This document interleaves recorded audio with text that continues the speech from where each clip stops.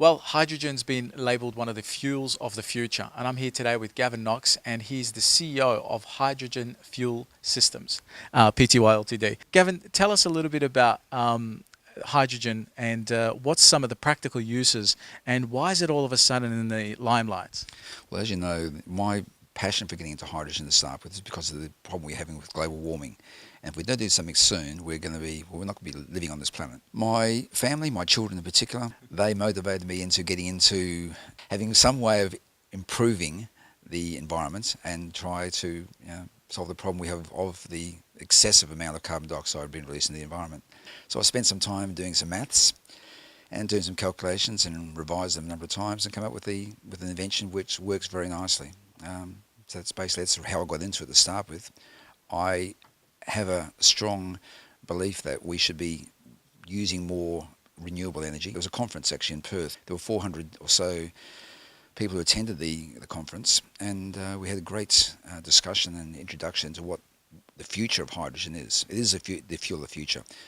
At the present time, as you know, we're using large amounts of fossil fuels, diesel, petrol, LPG, gas, and that's producing a large carbon footprint on the environment. Now, I found out some time back that hydrogen can actually improve the burning process, chemical thermodynamic efficiency of an engine, and reduce the emissions significantly by making the fuel burn faster, more efficiently, and also getting rid of the particulate matter and the waste material which is extruded into the atmosphere. It's one of the things that have really got my attention lately.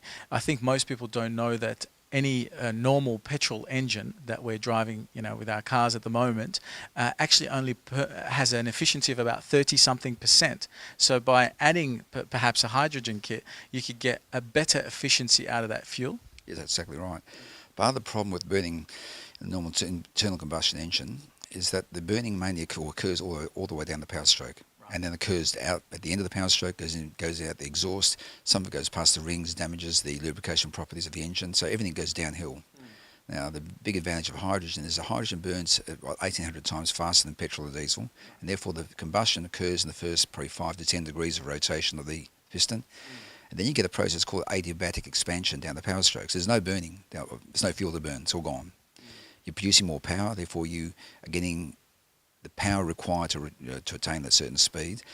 And then, so there's no burning out the exhaust pipe, and there's therefore no carbon deposits, there's no tar deposits, there's no byproducts which tend to coat the valves, the cylinder heads, the piston, so which cause problems with hotspots, causes engines to be damaged internally. So the hydrogen's got a massive advantage is that it helps the engine produce more power, it cools the engine from inside, and saves the emissions of the greenhouse gases to the atmosphere. But for the average person here in Perth, they could be looking at this as an alternative or as an option to add to their car. They don't have to go out and buy an electric car or a hydrogen car per se, and reduce their fuel consumption, which means savings to their wallet, and at the same time save the environment in terms of from all the harmful emissions. People have been reporting to me between 37% and 51% savings. Now, 51% savings is massive. Now, that's achievable on cars driving long distances, open roads, country distance. It's amazing because I'm envisaging, because I really care about the environment, more of these trucks that are going to be on our roads and highways, fitting these kits, cutting down the emissions, cutting down their fuel costs, which makes sense. But what about the average Joe who drives a car to and from work or on the weekends with his family? The average Joe driving to and from work, he's probably not going to see the savings if he's driving 5 or 10 kilometres, because it takes a while for the engine to warm up to reach operating temperature.